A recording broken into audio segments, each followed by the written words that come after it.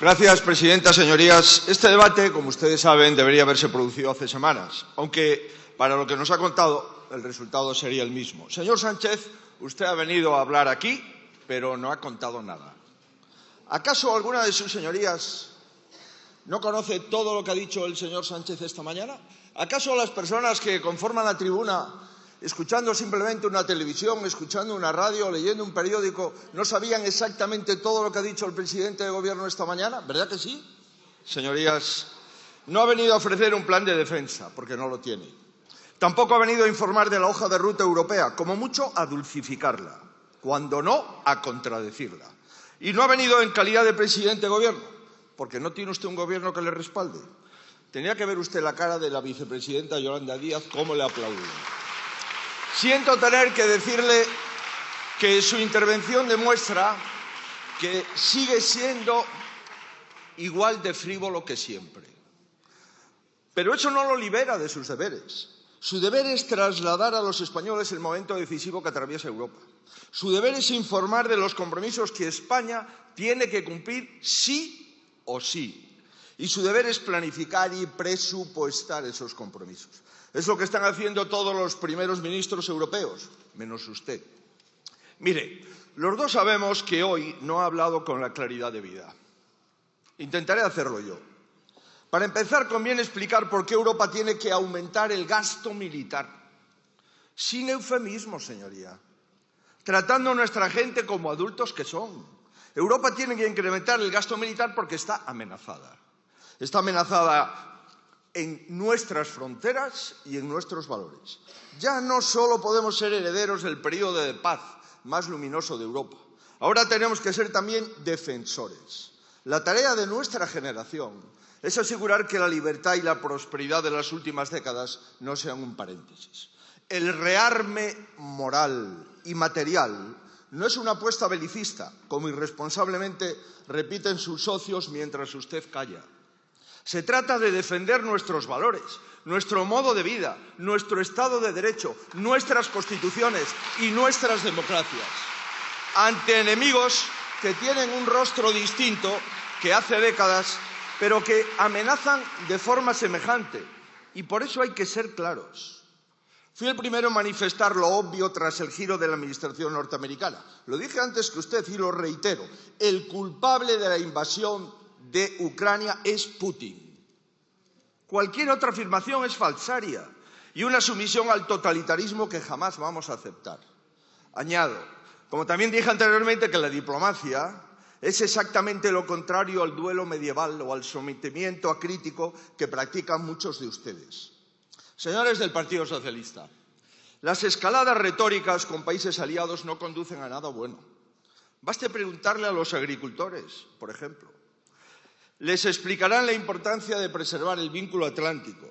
Les pido que no renunciemos a ello.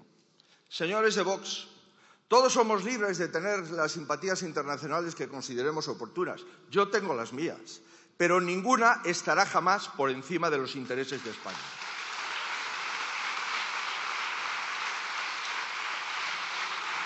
Con estas precisiones previas, pretendo hacerles ver que las cuestiones de defensa, de seguridad y de soberanía que hoy debatimos no pueden afrontarse de modo marrullero.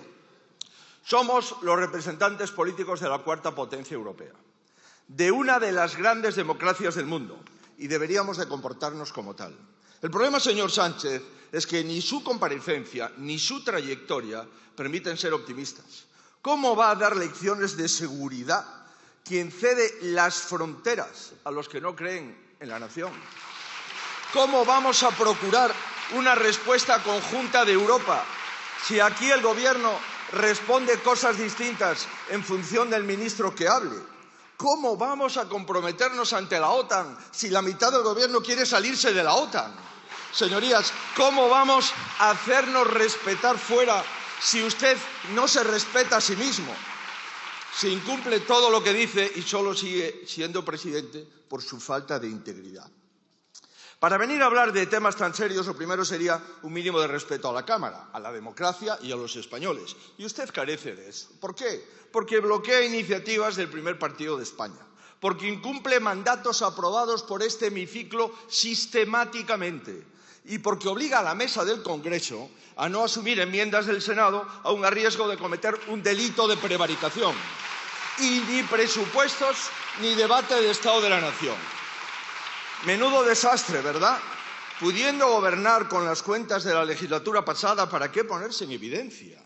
El Pedro Sánchez de 2017 le estaría pidiendo la dimisión y en este caso ese Pedro Sánchez tendría razón. Mire, usted no puede marcharse hoy de aquí antes de aclarar si va a aprobar los presupuestos. Este es el primer punto de cualquier plan de defensa. Pretender que veamos normal afrontar este contexto con presupuestos caducados de una mayoría que ya no existe y de una legislatura que ya no existe es de aurora boreal. Les dice a los enfermos del ELA que sin presupuestos no es posible conseguir los 200 millones. Y, por otro lado, pretende convencernos de que sí va a ser capaz de dirigir inversiones multimillonarias para defensa. Definitivamente, usted a los españoles nos toma como idiotas. Y no lo somos, señoría, no lo somos. También solicito un debate de Estado de la Nación a la mayor brevedad. Va a cumplir usted 7 años de presidente y ha celebrado uno, con propuestas de resolución, con votaciones, con transparencia. Mientras no haga ninguna de estas dos cosas, seguirá siendo presidente, pero de la nada, de una legislatura absurda y vacía. Y podrá poner un Tezanos o un García Ortiz en cada institución, pero ya nadie le va a creer. Usted lleva semanas asumiendo en el extranjero compromisos que desconocemos. Va a acabar teniendo más información de sus planes el presidente chino que el Congreso de los Diputados. A mí me resulta más sencillo conseguir información de otros líderes europeos que por usted. Y ya se lo he dicho. ¿No se da cuenta de que esto no va de usted ni de mí? Es a los españoles a quienes les debe un plan de defensa que usted no tiene. Hace que hace porque no tiene ni idea de lo que va a hacer. O mejor dicho, de lo que le dejarían hacer. Su actitud le delata. Hizo una ronda arbitraria de partidos que solo sirvió para abrirle las puertas de par en par a los restos políticos de ETA. Ahora resulta que el progresismo es recibir a Bildu en la Moncloa para hablar de comprar armas. ¡Qué vergüenza, señor Sánchez!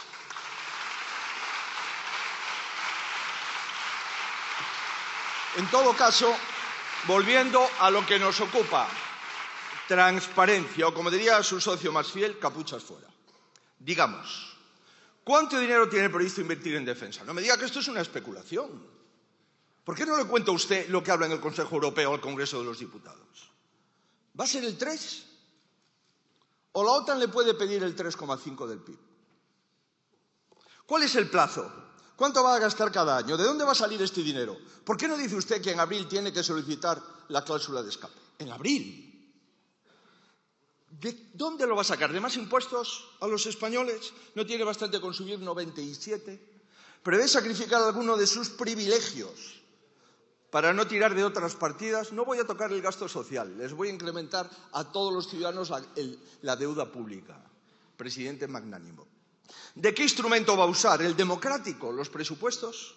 ¿El más tramposo, los reales decretos leyes? ¿O el más arbitrario, las modificaciones de crédito? ¿Cuál va a ser el papel de España en la coalición de voluntarios? Y la pregunta del millón, ¿podría compartir con nosotros lo que opina la pseudomayoría progresista que sostiene su gobierno? No le pido ninguna excentricidad.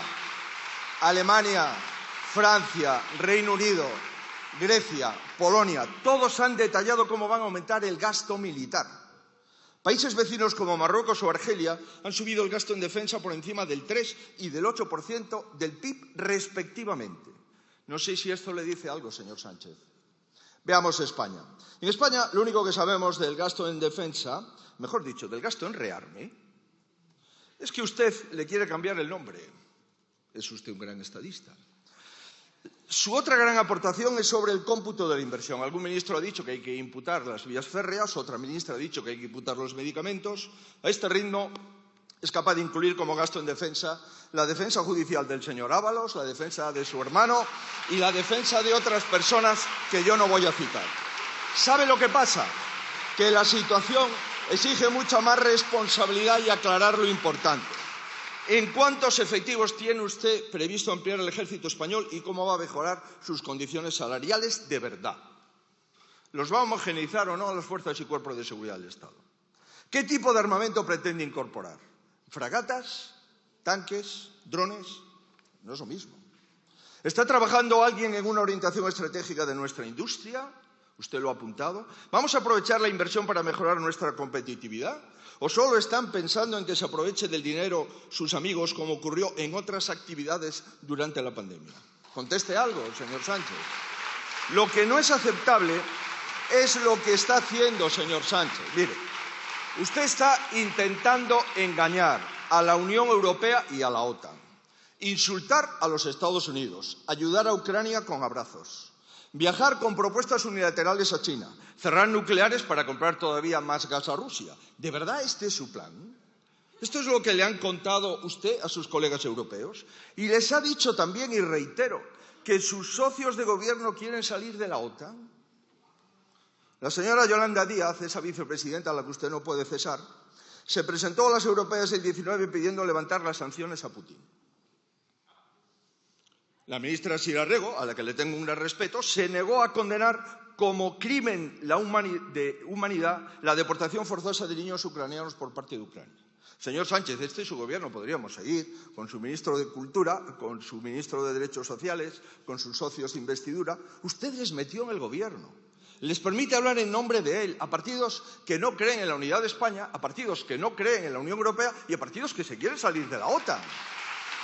Y se atreve a pedirle cuentas al Partido Popular. Hombre, mire, la ecuación es muy sencilla. Si usted cree que España necesita un plan de defensa y sus socios se lo bloquean, entonces lo que necesita España es un gobierno distinto al suyo. Así de simple. Por cierto, empezó llamando al PP colaboracionista nazi. Ha hablado usted más de una hora y no ha tenido tiempo a disculparse. Sigue en la cantinela de la derecha y la ultraderecha, pero se atreve a apelar a nuestros votos. Y ya saltándonos las formas, vayamos al fondo. Usted no sabe nada de su plan de defensa, pero tiene claro que el PP debe decir que sí a todo. Será una broma, ¿no? Esto no funciona así. Esto no es el Partido Socialista que le aplaude a todo sin criterio. Yo no estoy a sus órdenes. Yo estoy al servicio de mi país. Nada más, señoría. Y por eso le reclamo...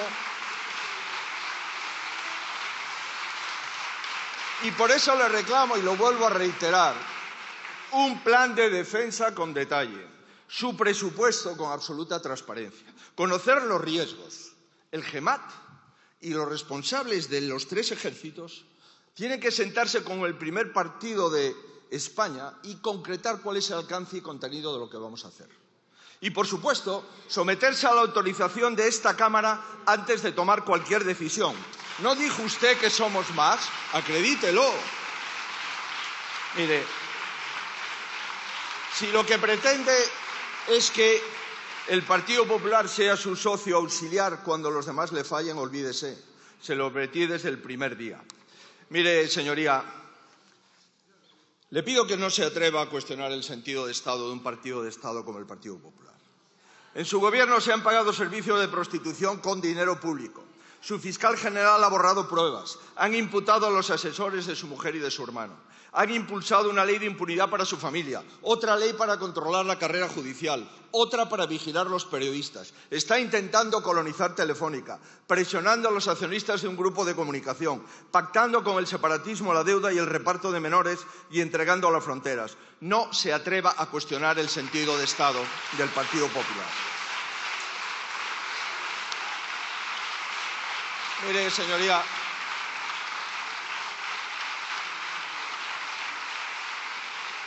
quien más debilita a la nación no puede dar lecciones. Usted solo es adalid de la decadencia y de la descomposición, pero nada más. Termino contestando algunas preguntas que seguro se hacen muchos españoles y lo haré con absoluto respeto. ¿Necesita España un pacto de Estado que refuerce sus capacidades en defensa? Rotundamente sí. ¿Se puede firmar con partidos que defienden salir de la OTAN? Obviamente no. ¿Se puede hacer con un presidente que entrega el control de las fronteras de la nación? Tampoco. Señor Sánchez, no se puede defender la seguridad por la mañana y trocearla por la tarde. Es incompatible. El Partido Popular no es el escollo para un pacto de Estado de defensa en España. El escollo es su gobierno. El escollo es usted. No tiene una propuesta seria y limpia. No tiene presupuesto, no tiene mayoría, es que no tiene nada. Así, ¿qué va a tener que elegir? Va a tener que elegir, señoría. O se somete a las Cortes o se somete a las urnas. Son las dos únicas salidas dignas que hay.